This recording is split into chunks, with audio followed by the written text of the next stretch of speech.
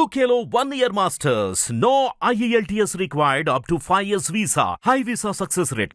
So దీంట్లో ఒక scene ఉంది అంటే ఒక పెద్దయిన నా చివరి కోరిక దక్షయజ్ఞం నాటకం చూడాలనిపిస్తుంది అని చెప్పేసి చెప్తారు. అండ్ మీరు కూడా ఇప్పటి వరకు ఎన్నో క్యారెక్టర్స్ ప్లే చేశారు, అటు సీరియస్గా చేశారు, కామెడీగా చేశారు. మీకేమన్నా ఇంకా నా లైఫ్లో ఈ క్యారెక్టర్ మిగిలిపోయింది అని ఏమన్నా అసంతృప్తి ఏమన్నా ఉందా? అంటే విలన్గా చేద్దామని ఉంది, కాకపోతే డ్రాగా నవ్వుతారు. అది సీరియస్గా ఎక్స్ప్రెషన్ ఇచ్చి ఏంట్రా అందనుకో నవ్వుతారు. సో అక్కడ అంటే అదర్ లాంగ్వేజ్లో విలన్గా చేస్తే యాక్సెప్ట్ చేస్తారా అని నాకు అనిపించింది. ఇప్పుడు మన జైలర్లో ఆయన చాలా చిన్న ఆర్టిస్ట్, మలయాళీ, ఆయన పేరు ఏదో ఉంది, ఏం పేరు, వినాయకన్. ఆయన మామూలుగా చూస్తే మామూలుగా వెళ్తారు, బాబు పక్కెళ్ళమ్మా అంటాం. స్క్రీనే చూసి అయ్యి బాబాయ్ ఇతను ఏంటి ఇంత బాగా చేశాడు, రజనీకాంత్ గారు పక్కన ఇతను ఇలా చేశాడా, అంత మెప్పించాడు. సో అట్టాగా చేయాలని నా ఉద్దేశం. మరి ఆయన హైట్ కాదు, అంత బాడీ కాదు, సో సేమ్ సైజు, అలా చేయాలని నా కోరిక. సార్ అంటే కొన్ని క్యారెక్టర్స్ మనం ప్లే చేసినప్పుడు అవి హిట్ అవ్వచ్చు, ఫ్లాప్ అవ్వచ్చు. సో ఒక్కోసారి కొంచెం మనం అనుకున్నాయి తారుమారు అవుతూ ఉంటే అలాంటప్పుడు కొన్ని కామెంట్స్, నెగిటివ్ అండ్ ట్రోల్స్ మనం ఫేస్ చేయాల్సి వస్తుంది కదా. సో అలాంటి టైంలో మీరు ఎలా ఓవర్కమ్ చేస్తారు సార్? అంటే నాకు ఇచ్చిన క్యారెక్టర్కి నేను ఎంతవరకు న్యాయం చేయాలో అంతవరకు చేస్తా. వాస్తవంగా చెప్పాలంటే ఉత్సవం సినిమా నా క్యారెక్టర్ చెప్పారు చెప్ప, కథ చెప్పలేదు. సో ఈ కథలో నేను ఒక పార్ట్, ఓకే. సో నాతో పాటు ఇంకా చాలా పార్ట్లు ఉన్నాయి. ఒక సినిమా హిట్ అయిందంటే దాంట్లో నేను ఉన్నాను అనుకోవాలి తప్ప నా వల్లే ఇది హిట్ అయింది అనుకోవటం చాలా తప్పది. ఎందుకంటే ఒక ఇంజన్ తయారు చేయాలంటే దాని వెనకాల ఎంతోమంది కష్టం ఉంది. ఇది నా వల్లే జరిగింది, నేనే కనిపెట్టా, నేనే స్టార్ట్ చేశా అని ఎప్పుడు చెప్పుకోకూడదు. ఫస్ట్ పొజిషను నేను అదే చెప్తా. నిర్మాత భగవంతుడు అయితే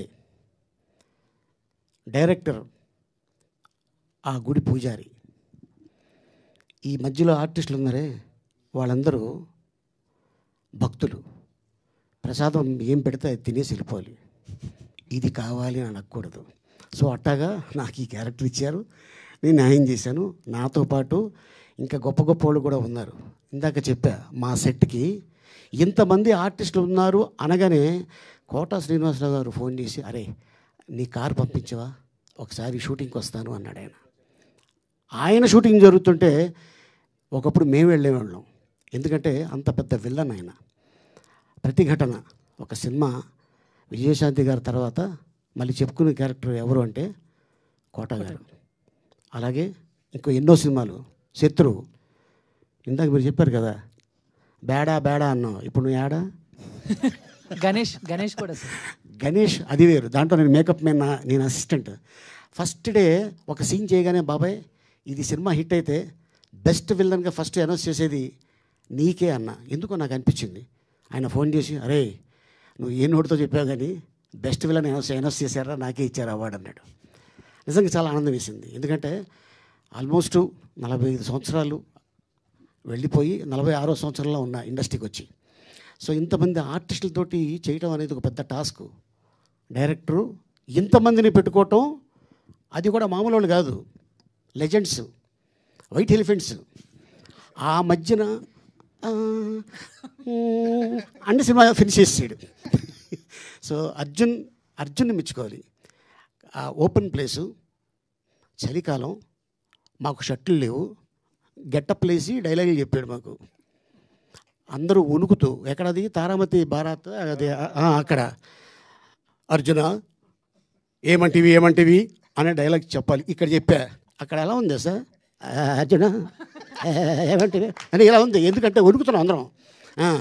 ఇక దాంతోపాటు ఆ గెట్టప్లు అదేసి రాత్రి 12 అయింది, 1 గంట అయింది, 2 అయింది, తెల్లారుజామున 4 అయింది, టిఫిన్లు వచ్చినాయి, తినేసి ఇంటికి వెళ్ళి పడుకున్నాం.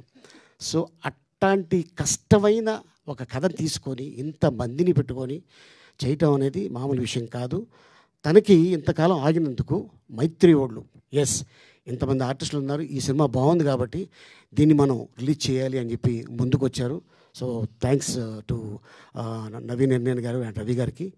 అండ్ ఇట్లాంటి డైరెక్టర్స్ వచ్చి ఇంత మంచి కథ తీసుకున్నందుకు డెఫినెట్గా మీరందరూ సహకరించాలని మనస్ఫూర్తిగా కోరుకుంటున్నాను. Thank you sir.